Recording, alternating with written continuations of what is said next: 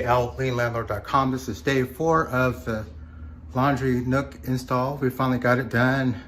It's, we haven't dressed it out. I'm thinking about putting some curtains in front of it or a barn door, one of the others, but let me show you the details.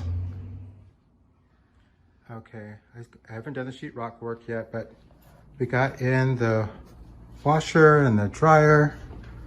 The washer, let me show you this. It's got a little bit of clearance in between there, and the dryer is up high, but that's the way it works for now.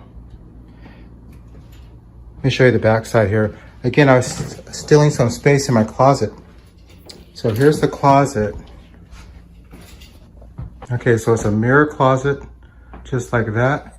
And then you open it, and all of this will be, it's exposed now, but it'll be sheetrocked off down there. Okay, so here's the back of it.